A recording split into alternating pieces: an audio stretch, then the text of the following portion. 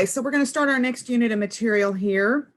We're starting seemingly on a very different topic than what we've been talking about, but we're going to find out that both electricity and magnetism go together. So we're going to start on magnetic fields here.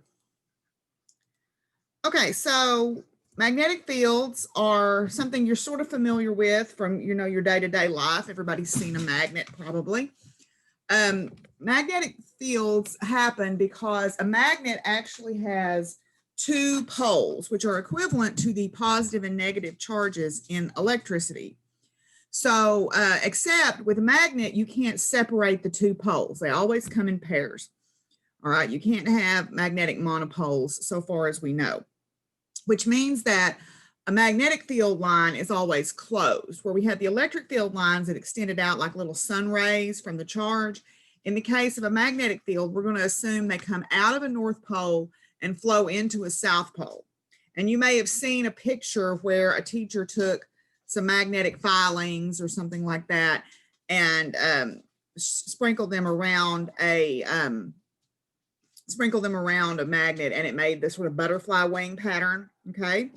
The reason this is what makes the object magnetic happens at the atomic level. And if you try to break the atom apart, you lose that magnetic behavior. So this picture here kind of shows that pattern that I was talking about down here at the bottom. So just like with electricity, like poles repel, so two north poles will repel or two south poles will repel, and opposite poles attract. So this is because, again, the way the field lines interact, okay? It's the way the field lines interact with the different magnetic, they can't cross and they can't touch. They have to be single valued. So if they're in the same direction, they link up. If they're in opposite directions, they push off of each other. So that's why they interact the way that they do. So when we talk about magnetic fields, what we find out is we know that charges, when they exist, have electric fields around them. They also, turns out, are going to sometimes have magnetic fields around them. So if we have a moving charge, that's the key here to this. For magnetism to exist with the charge or to interact with the charge has to be moving. So current flow, for example, or individual charges moving through like a mass spectrometer. If the charge is moving, it will experience a force if it enters a region where there's magnetic field. And that force is a little bit more complex than the electric field force because it's what in physics, in calculus-based physics, we would call a cross product. But really what it means is the two things interact, the velocity and the direction of the field interact, and they produce a third thing that is actually perpendicular to both of them. The force that they produce is perpendicular to both their directions. So it's a three-dimensional system, okay? So when you have a moving charge, the reason this happens is it generates a magnetic field around it, just like it would have an electric field from being charged. The magnetic field only exists while the motion is happening, though. Magnetic field is a vector, just like electric field was. When we draw magnetic field lines, it's a lot like when we were drawing electric field lines, okay? Because B, we're calling magnetic field B here instead of M, because M stands for so many other things. But B is a vector, so the lines can't cross. It has to be unique in space. So if we want to find the force on a moving charge, there's three things that are going to matter. The sign of the charge, and its magnitude, so the value of the charge, the velocity that it's moving at, so its magnitude and direction, and the strength of the field and what its direction is, okay? So those three things all matter. Now, it turns out that the sign here is only going to matter on the charge to tell us the direction, because we're going to learn about the direction of a force, and that's going to apply to positive charges, and then in negative charges, the forces will be in the opposite direction. So we're going to learn a trick to find the direction, okay?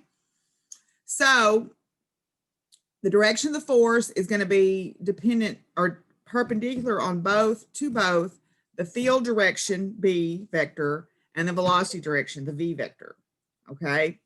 So when we draw the picture, we need to label those directions so that we can figure out the direction of the force.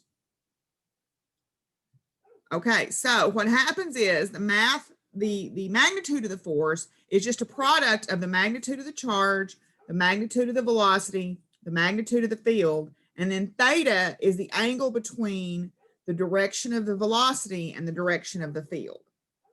Okay, and we'll see that when we work some problems. So once we figure out the direction, we're going to use something called the right-hand rule. Okay, we're going to use something called the right-hand rule. And I'm going to show you that real quick here. All right, the right-hand rule, we're going to take our fingers point in the direction of V. So the fingers are V. You fold them toward the direction of the B field. So if the B field, like say V was this way and the B field was down, I'd have to turn my fingers and fold them down. Then my thumb, if you just stick your thumb out like you're hitchhiking or saying thumbs up, points the direction of the force. So if V is this way, B is down, my thumb points back toward me. So the force direction would be back this way. If V was this way and the B field was up, my thumb would point out of the screen. Okay, so the right-hand rule tells you which direction the force is for a positive charge. So we're going to go back to our slideshow here.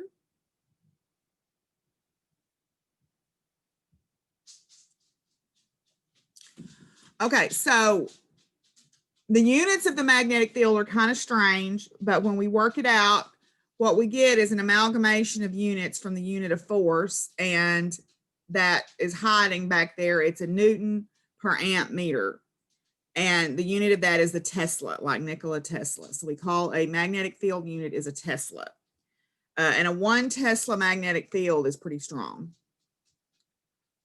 So what happens is when we put a charged particle in a magnetic field, it's going to experience a force. But if you remember from physics 1, if that force is perpendicular to the velocity, all it can do is change the direction of the velocity. It can't speed you up and it can't slow you down. It's a centripetal force. So what that means is when I have a charged particle moving in a magnetic field, it's going to begin to move in a circular path. Now, it may not make a whole circle. It may make just a part of a circle, depending on what the application is, but it will begin to move in a circular path. So this is useful to us in things like synchrotrons or mass spectrometers or X-ray machines or something where we need a particle moving on a predictable path. So since it's a centripetal force, then we can analyze it using those techniques from physics 1, those centripetal motion techniques. So if we do that, we can calculate the radius that will travel by setting the centripetal force equation equal to the magnetic field equation. Okay, the magnetic force equation. If we do that, we end up with a formula for the radius of the circle that the particle will travel by setting those two things equal and solving for r. This is sometimes called the cyclotron equation. So what happens very often is you'll have particles moving through something, say in an X-ray machine or in a mass spectrometer, and they'll move through an electric field first to give them a prescribed speed or a prescribed velocity. Then they'll be injected into the region of the magnetic field. So if they're all moving at the same velocity, then what we hope is they all have the same charge. So then what separates them out is the mass. So the cyclotron equation looks like this. So the radius of the path is dependent on the mass of the particles, how fast they're moving, their charge, and the field. So if I can control how fast they're moving and the charge by the velocity selector, then when I inject them all in the same magnetic field, the only thing that's going to be different is the potential masses of these different particles. Maybe they're singly charged ions, maybe they're protons, maybe they're electrons. So what will happen is stuff will spread out on a target based on its mass. So it creates a spectra. That's why it's called a mass spectrometer. It spreads things out by their mass. We can also use this to find something called the cyclotron frequency. We might not be hitting a target with them. We might just be looking at how fast they circulate through a path. So it might not make any sense to talk about a radius. So what we can do is we can use angular motion to solve for cyclotron frequency.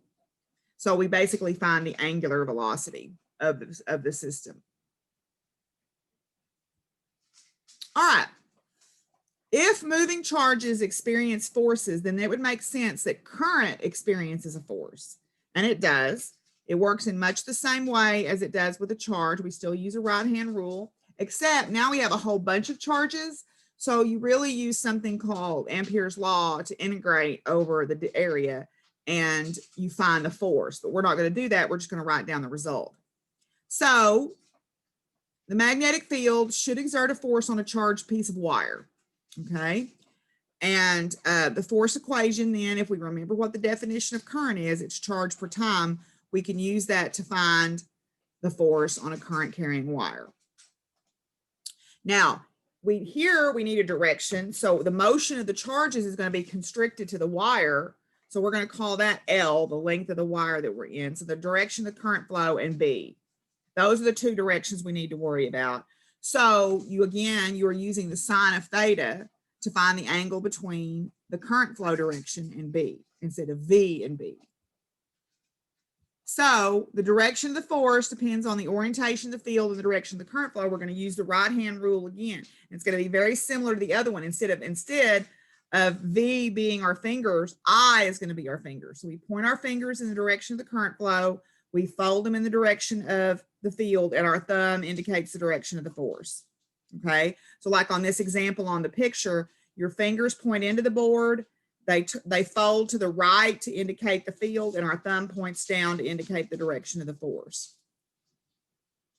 So the equation for force, then, it looks a lot like the equation for a particle. Instead of QVB sine theta, I've got I, which is the current value, L, which is the length of the wire in the field. So it may not be the whole wire, it may just be a segment of it, and then the field strength. Then theta is the angle between I and B. If we have a loop, we can create a spinning situation where if we have a loop with current flow in it, we can create a situation where if we pivot it, the force on two opposite sides of the loop will be in the opposite directions, and it'll create a torque, and you can turn it. And this is how we make electric motors. Okay, you have a loop inside a magnetic field that you then plug into the wall and pass current flow through, and it causes that thing to start to turn. So like a drill or a saw or anything that has to spin, blenders, food processors, all that stuff. So we have a couple created. Remember, a torque, you could have two forces that look like they cancel out, but in fact, because there's a lever arm there, if you learned that in physics 1, it creates a spinning effect or a couple. All right. So we can calculate this. We're not going to go through the derivation of it. We'll just write it down. But the torque on a current carrying loop is just the number of coils you have, because the more coils you have, the greater the torque. The current flow in the loop. A is the cross-sectional area of that loop. So if it's a rectangle, you would take the area of that rectangle. And then B is the field. Now, phi is a little different.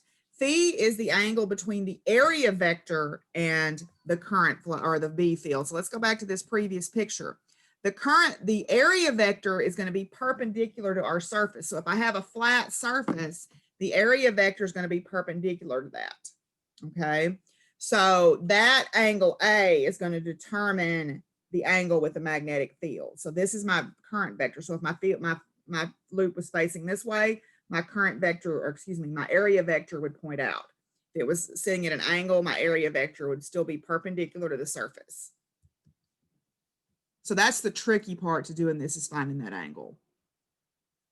Okay, so that's where we're going to stop this set of notes. We will come back and pick up this in the next set, and we'll see you then.